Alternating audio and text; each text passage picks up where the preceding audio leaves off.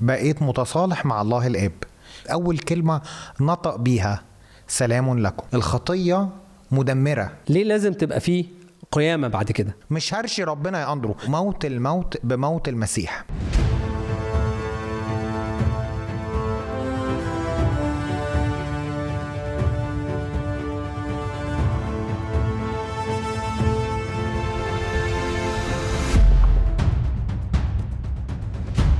رامز، احنا طول الحلقات اللي فاتت بنتكلم عن الصليب في الكتاب المقدس في العهد القديم من بداية الخليقة لغاية لما وصلنا للقيامة. عايز ارجع معاك خطوة لورا. الصليب. أيوة. الصليب في حد ذاته ليه بركاته، ليه دلائله علي أنا النهاردة. أشكرك. ممكن تكلمني شوية على الصليب، بركات الصليب؟ الصليب احنا مش قادرين كبشر عاديين ندرك في الأول ما مدى قباحة وبشاعة الخطية اللي شالها عنا المسيح.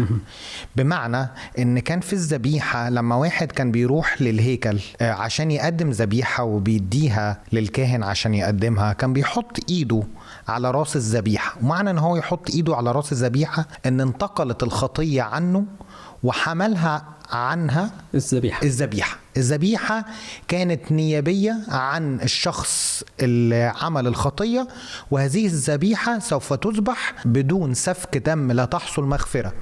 فأول حاجة من بركات الصليب إن حصلت فيه مغفرة. ليه؟ لأن حصل فيه سفك دم. فأنت عايز تقول إن بركة من بركات الصليب هي فكرة الغفران، إن المسيح دفع خطاياي وخطايا شعبه على عود الصليب. فأنا كده عندي غفران من خطاياي لو أمنت في عمل المسيح. إن الغفران ده كان معناه إن الصفح عن خطاياي، فمعناها إن أنا بقيت متصالح مع الله الآب، في صلح ما بيني وما بين الله الآب. مش فاهم قوي فكرة الصلح دي. كان في عداوة، كان غضب الله زي ما مكتوب في رومية 1 معلن على جميع فجور الناس واسمهم. فمعناه ان المسيح يموت بدالي، معنى كده ان هو غفر خطاياي. فده مش في القيامة، ده في الصليب. قيامة والصليب وجهان لعملة واحدة. لكن الفكرة يا أندرو ان العمل نفسه تم في الصليب، فمعنى كده ان المسيح في القيامة أكد ليا إن اللي قاله واللي عمله تم قبوله أمام الله الآب. أول كلمة قالها المسيح بعد ما قام من الأموات وقابل التلاميذ، أول كلمة نطق بيها سلام لكم. فبدون الصليب، بدون عمل المسيح، لا يمكن أن يكون ما بيني وما بين الله الآب سلام. كنا في عداوة، كنا تحت الغضب. يعني أنت دلوقتي اتكلمت عن مصالحة واتكلمت عن الغفران. انا مش فاهم مصالحه. طب الناس كلها كانت عايشه عادي. معنى مصالحه معنى كده ان كان في عداوه، كان في غضب من الله على خطايا الانسان. ودلوقتي ما بقاش فيه الغضب ده. المسيح شال الغضب لو امنت بيه. بمعنى احنا مش مدركين يا أندرو مدى قبح وبشاعه الخطيه. الخطيه مدمره، احنا مش مدركين ابعادها للدرجه اللي فيها الله كان منزل كل غضبه على الذبيحة. المسيح على عود الصليب دفع الثمن عشان أنا أقدر أتصالح مع الله، كأنه دفع ثمن جرم خطيتي.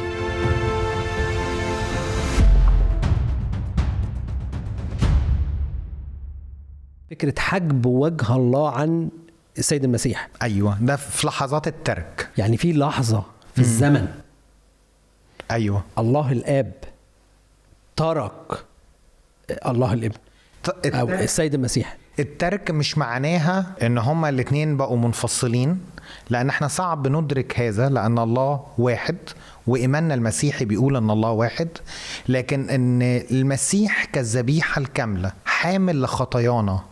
فالمسيح وهو حامل لخطاياي كان الله القدوس ما ينفعش يشوف الشر، ما ينفعش وجهه يرى الشر.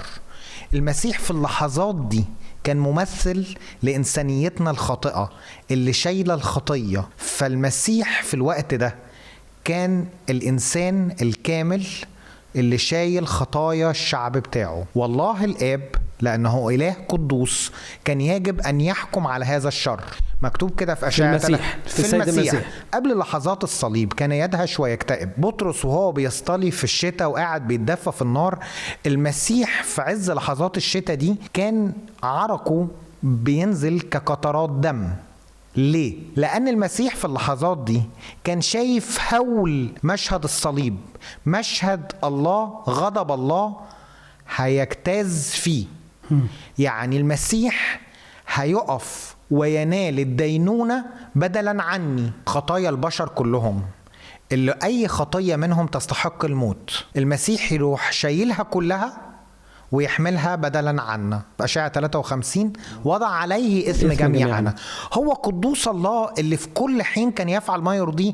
هو عمره ما فرق الله القدوس علشان خاطر الخطية اللي كان شايلها سيد المسيح. أيوة.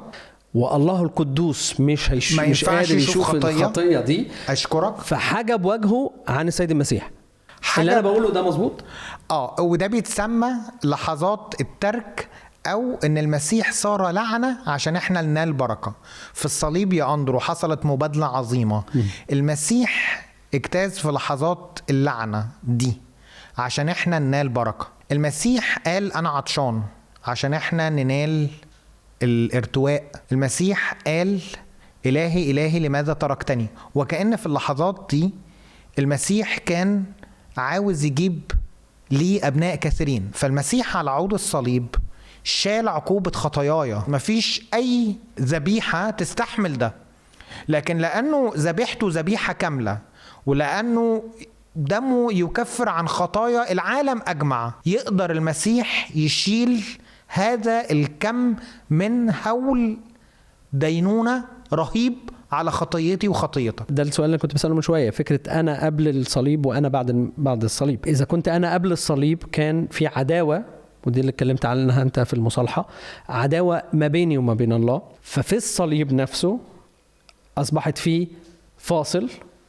ما بين الله الآب والسيد المسيح بسبب الخطية. في 3 ساعات الظلم، في وقت اللي فيه المسيح بيكفر عن خطاياي.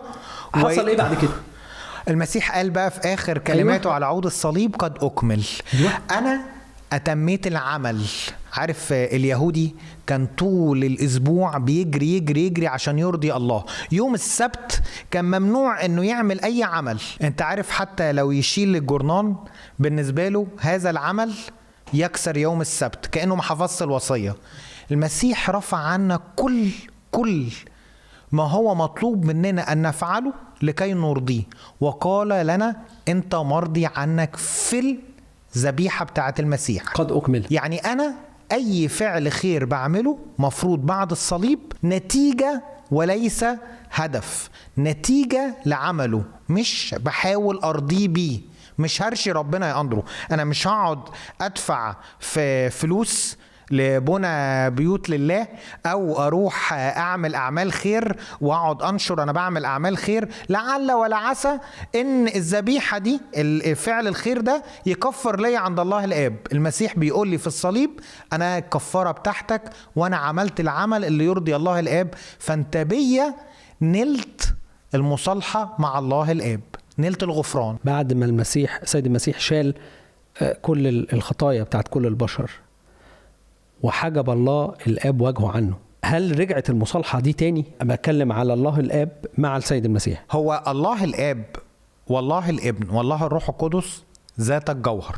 إن المسيح يقول لله الآب في يديك أستودع روحي. الإنسان يسوع المسيح صعد عن يمين الله الآب وأصبح معه كل حين. نرجع للبركات، الغفران والمصالحة وهزيمة الشيطان، هزيمة جنود إبليس اللي هي كانت في الموت أو في الخطية، أو الخطية أشكرك. اللي هو كان ماسك بيها كل البشر. أشكرك. ففكرة حمل السيد المسيح كل الخطايا على عود الصليب ده هزيمة للشيطان. في كتاب حلو قوي اسمه موت الموت بموت المسيح. يعني إن المسيح بموته هزم أعداء الإنسان. أكبر عدو للإنسان، أكبر حقيقة موجودة، هذا العدو الرهيب الأول هو الشيطان ومملكة الظلمة. الشيطان مكتوب كده هو إن هو أشهره جهارا ظافرا بهم في الصليب. يعني جنود إبليس الشيطان ما قدرش إن هو يشيله إنه يروح للصليب. لو تفتكر بطرس وهو بيقوله حاشا ليك يا رب اوعى تروح للصليب، الشيطان كان بيحاول بكل مجهوده انه يخلي المسيح يترك فكرة الصليب. رامز، في النهاية عايزك تقول لي بركات الصليب، تقول لي 1 2 3 هم دول بركات الصليب أنا استمتع بيهم وأعيش بيهم في حياتي اليومية. نمرة 1 الغفران، نمرة 2 المصالحة مع الله، صالحنا مع الله في الصليب، نمرة 3 افتدانا من الخطايا بتاعتنا، ونمرة 4 هزم جنود إبليس وملائكته. ليه ما وقفناش عند الصليب؟ ليه لازم تبقى فيه قيامة بعد كده؟ الصليب هو المكان اللي المسيح اتصلب عليه، معناها هو المذبح اللي المسيح اتذبح عليه. زي في العهد القديم يعني؟ أيوة، في ذبايح كتيرة. نظام الذبايح عند اليهود كان في ذبايح كتيرة بتشاور على ذبيحة الصليب. فمثلا في لاويين إصحاح 16 في يوم الكفارة. يوم الكفارة ده كان الخطية بتاعت الشعب كله. رئيس الكهنة بيخش مرة واحدة في السنة بدم الذبيحة ويكفر عن خطايا الشعب. طيب ماشي، فاحنا كده الذبايح في العهد القديم كانت الذبايح بتتعمل وخلاص على يعني الذبيحة بتتحط على المذبح تتذبح سواء كانت محرقة أو غيره، وانتهى عند هذا الأمر. بس في نقطة، لو رئيس الكهنة ما طلعش من قدس الأقداس لأنه داخل لوحده بيواجه قداسة الله عدل الله، لو ما طلعش من قدس الأقداس معنى كده ان الذبيحة اترفضت.